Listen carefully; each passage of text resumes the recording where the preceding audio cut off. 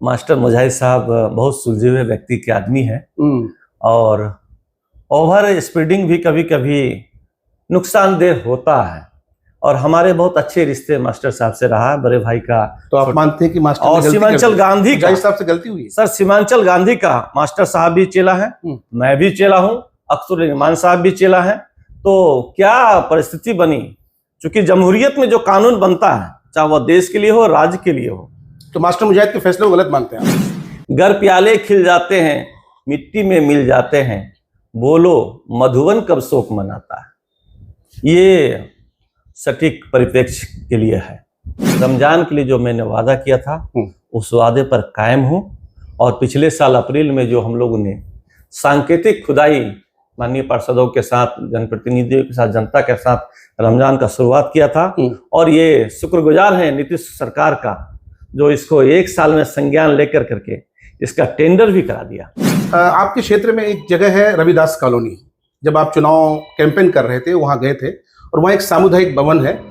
आपने वहाँ के लोगों से कमिटमेंट किया था कि जब आप जब मुझे जिताएंगे तो मैं इसको जो है इसका 2nd फ्लोर बनवाऊंगा और इसका जो है वो आधुनिकीकरण या उसको बेहतर करवाएंगे, ढाक के 3 पार। हमारे आने से पहले शहर में जो नालियां बनती थी वो मेरे घर से आपके घर, आपके घर से उनके घर तक, वाटरफॉल ड्रेन कहीं नहीं बना था।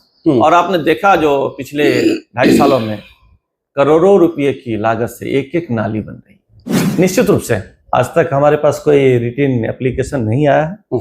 एप्लीकेशन आएगा तो नियम के तहत उनको सारी सुविधाएं, ताकि हमारे यहाँ से वो एक बड़ी इदारा का संचालन होता है, तो हमारे लिए शहर के लोग भी इससे हम खुशनसीब हैं जो हमारे यहाँ इसे इदारा का संचालित किया जा रहा है। और इनको जो भी जरूरत होगी पूरी तरह से हम इनको नियम के मुताबिक मदद करेंगे। इनका आवेदन हमारे पास आने दें। सबसे पहले तो बहुत बहुत बधाई हो आपको कि आप सत्ता पक्ष की पार्टी के साथ जुड़ने जा रहे हैं। लेकिन एक महत्वपूर्ण सवाल ये है कि जिस नाव में छेद हो चुका है, समझदार लोग नाव से उतर रहे हैं, उस नाव में चढ़ने के लिए जा रहे हैं आप। सबसे पहले तो हम आपका और आपके चैनल का शुक्रगुजार हैं। आपने मुझे इस लायक समझा, आपके दर्शकों तक मेरी बात पहुँचे, इसलिए आपका हम बहुत बहुत आभार प्रकट करते हैं। और मेरा कहना है, जो नज़र बदलिए नज़ारे बदल जाएंगे, विचार बदल दिए तो दिशा भी बदल जाएगी। आप काले चश्मा लगा करके और लाल चश्मा लगा करके दुनिया को देखेंगे तो आपको काला और लाल ही दिखेगा।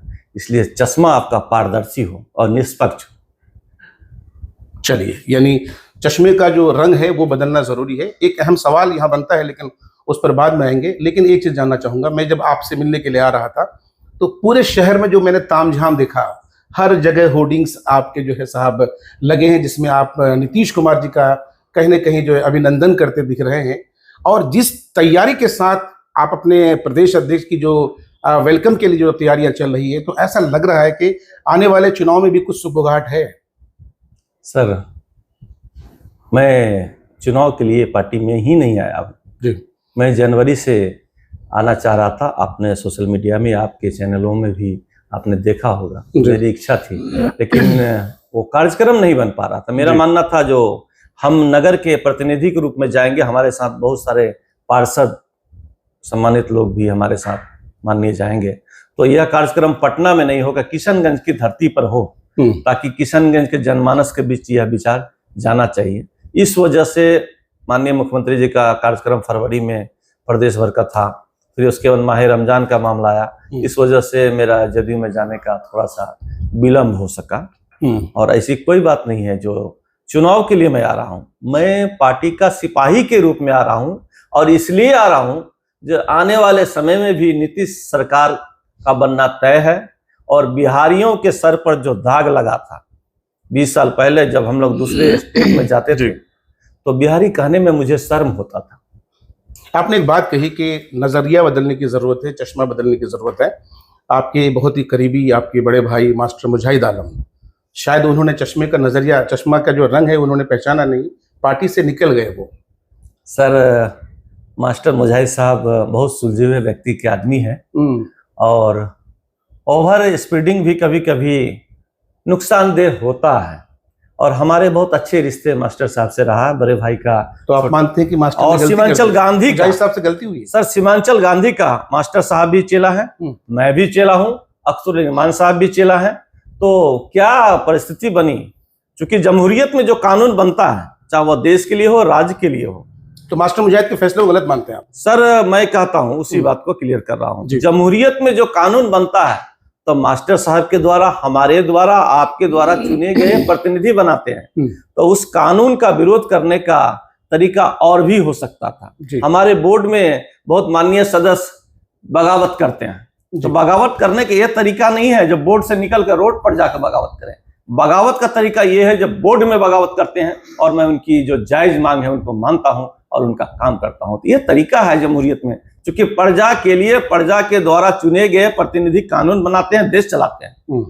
तो व्यवस्था में रह करके भी आप उसकी लड़ाई लड़ने के लिए तैयार रहना। मास्टर मुजाहिद का कहना है कि जदयू में रहते हुए हमने तमाम तर कोशिशें की, हमें कहा कुछ गया, किया कुछ गया, और जब वक्फ का कानून बन करके आया, जो वक्फ का जो अमेंडमेंट आया, तो हमने पढ़ा तो मुझे लगा कि मेरे साथ नाइंसाफी हुई है और इसलिए मैंने पार्टी छोड़ा। आप कहते हैं कि मुजाहिद साहब से गलती हो गई है? देखिए, हरिवंश राय बच्चन का वो कविता आपने पढ़ा होगा जी। हम लोगों ने भी 10th तक पढ़ा है। गर प्याले खिल जाते हैं, मिट्टी में मिल जाते हैं, बोलो मधुवन कब शोक मनाता है। ये सटीक परिप्रेक्ष्य के लिए है। जदयू से लोगों को बड़ी नाराजगी है, खासकर सीमांचल के लोगों को नाराजगी है। नाराजगी की वजह आप जानते हैं, हम सब जानते हैं।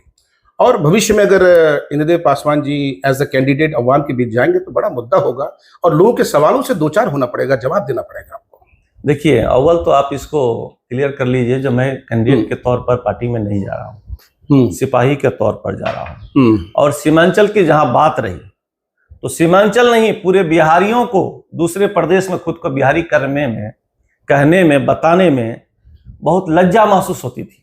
उस लज्जा को 20 सालों में नीतीश कुमार ने धोया है और बिहारियों के लिए मान सम्मान की बात है, जो देश के पैमाने पर नहीं, विश्व स्तर पर भी आप बिहारी खुद को गर्व से कहते हैं कि मैं बिहार का निवासी हूँ। क्योंकि हमारे यहाँ जो सड़कें थी, क्योंकि हम लोग बंगाल का इलाका से भी घिरे हैं, तो हम लोगों की एक पहचान थी, जो जहाँ से गड़बड़ सड़क हो, टूटी हुई सड़कें हो, वो बिहार था, और जो चिकना सड़क हो वो बंगाल था। लेकिन परिस्थिति, परिदृश्य परिवर्तित हो गया है नीतीश कुमार की वजह से।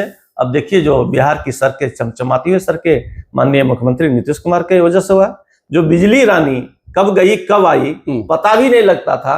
पहले सुबह जाती थी तो रात को आती थी, और रात को जाती थी तो सुबह आती थी। तो बिजली की स्थिति सुधार हुई है।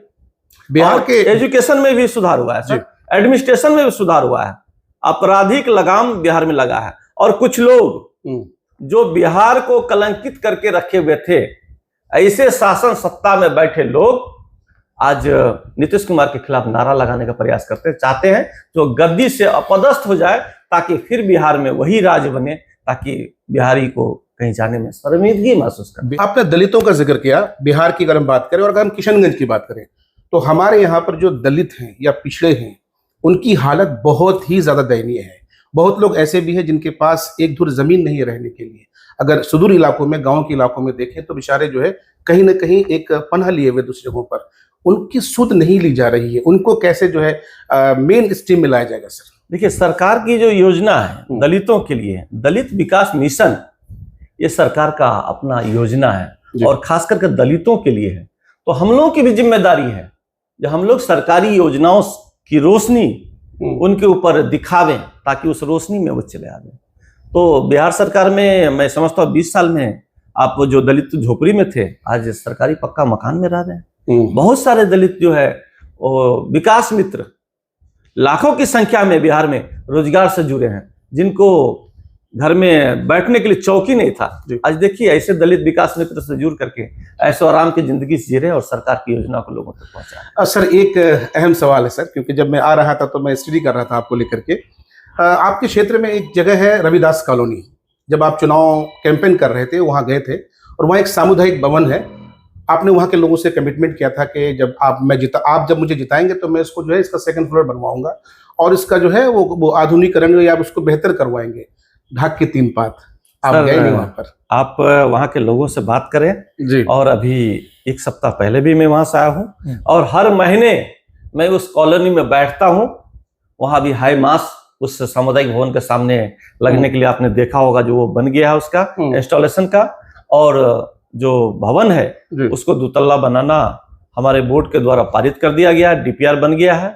संभवतः जून महीने में भी उसका आधारशिला रख दी जाएगी, वो शुरुआत। आपके क्षेत्र में एक मसला और है सर, पश्चिम पाली से जब आप उत्तर पाली के लिए जाएंगे तो पश्चिम पाली से एसबीआई बैंक के बीच में नाले के लिए खुदाई हुई, जो अब भी उसी तरह से खोद करके रखा गया है।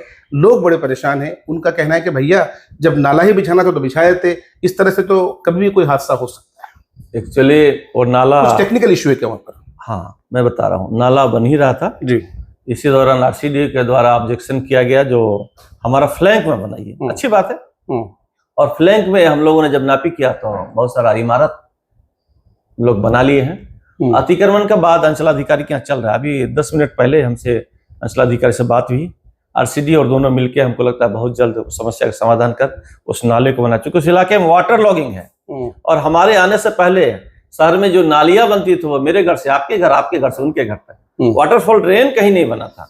और आपने देखा जो पिछले 2.5 सालों में करोड़ों रुपए की लागत से एक एक नाली बन रही है। तो शहर को जल जमाव से मुक्ति के लिए जो मेरा संकल्प था उस पर मैं कायम हूं। और मैंने कहा था चुनाव में, जब मुझे 3 साल के लिए चुनाव में जिताइए, अगर आप संतुष्ट नहीं होंगे तो मैं रिजाइन देकर वकालत के पेशे से आया हूँ, वकालत के पेशे में चला जाऊंगा, लेकिन आप लोगों के चैनल में ही चल रहा है। तो 2 साल में हमारी जनता हमको आशीर्वाद दे रही है, जो आपने मुकम्मल काम किया। सर, आपके शहर में एक रमजान नदी है। जब आप चुनाव में आए थे तो आपने कमिटमेंट किया था कि अगर मुझे जिताएंगे तो उसका मैं जो है साफ सफाई पर मेरा ध्यान रहेगा और इंक्रोचमेंट जो हो रहा है उसके लिए भी आप काम करना है। तो किस हद तक काम हो चुका, क्या आगे का पहल है, क्या करें? देखिए, रमजान के लिए जो मैंने वादा किया था उस वादे पर कायम हूँ। और पिछले साल अप्रैल में जो हम लोगों ने सांकेतिक खुदाई माननीय पार्षदों के साथ, जनप्रतिनिधियों के साथ, जनता के साथ रमजान का शुरुआत किया था, और ये शुक्रगुजार हैं नीतीश सरकार का जो इसको 1 साल में संज्ञान लेकर करके इसका टेंडर भी करा दिया।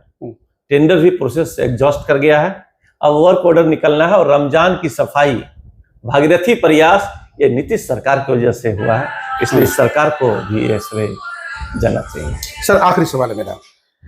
जामिया आयशा इस्लामिया, नाम सुना होगा आपने, ये तौहीद एजुकेशनल ट्रस्ट के तहत चलने वाला एक शैक्षणिक संस्थान है जहां पर 2500 से 3000 बच्चियां वहां पढ़ाई करती है हॉस्टल में रह करके।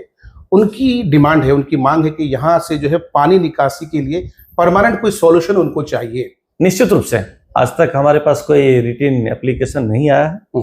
एप्लीकेशन आएगा तो नियम के तहत उनको सारी सुविधाएं, ताकि हमारे यहाँ से वो एक बड़ी इदारा का संचालन होता है, तो हमारे लिए शहर के लोग भी इससे हम खुशनसीब हैं जो हमारे यहाँ इसे इदारा का संचालित किया जा रहा है। और इनको जो भी जरूरत होगी पूरी तरह से हम इनको नियम के मुताबिक मदद करेंगे। इनका आवेदन हमारे पास आने दीजिए।